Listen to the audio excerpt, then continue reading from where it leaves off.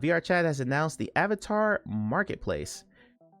There's a big long 5-minute video that if anyone wants to watch that, I will link it in Discord, or if you're watching this on YouTube, I'll link it in the description.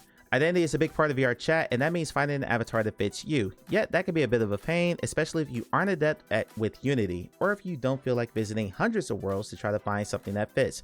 But what if you didn't have to do any of that? What if you could simply find something that works for you inside VRChat? What if you could browse through a ton of easily accessible options, all organized by category? What if you could do so while supporting VR avatar creators, ensuring they have the means to keep making the fits you love?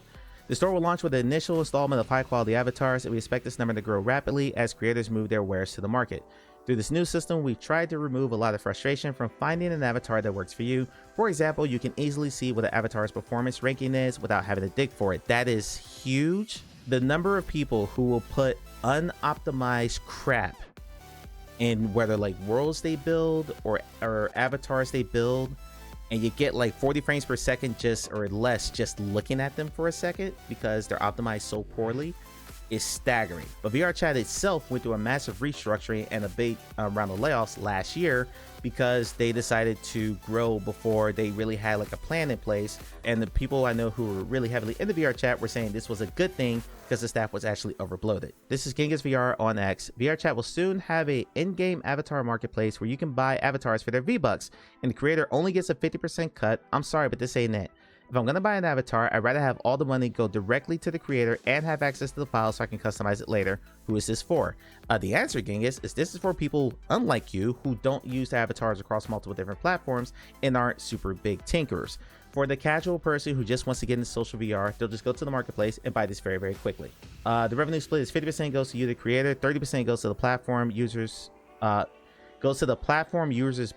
credit, I guess, and 20% goes to VRChat and its payment partners to cover like credit card processing fees and stuff like that. Into terms of convenience, that's why stuff like this exists, because your casual user is not going to go seek out and commission some artist that they don't realize when they can just very quickly browse through a marketplace and do something like this. So having said that, for a power user like Genghis, I totally understand this take.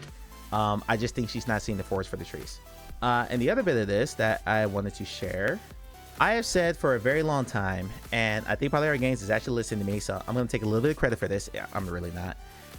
That Quill from the Moss series, Moss and Moss Book 2, needed to be in as many places as possible. That character is adorable, and it should be seated in all kinds of different places. This is from the community manager, Kristen. If you're a VRChat user, we have a special surprise for you. Quill is coming to VRChat. If you've always wanted to be your favorite little heroine, now is your chance. You'll be able to run, jump, dance, wave, and if you use some of Quill's modified ASL gestures, it's brought us immeasurable joy to see her brought to life through all of you, and now we're thrilled to partner with VRChat to give those players a chance to actually be her.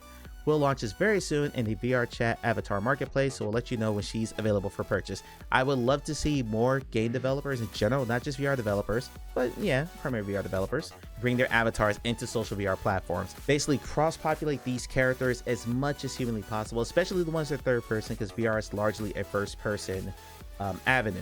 Iris from Ruins Mages will be a great candidate for this, your companion in that game. I wish more developers did this to kind of like cross-pollinate VR characters across different mediums. I think that's a really smart idea by Polyarc, and I hope other developers follow suit.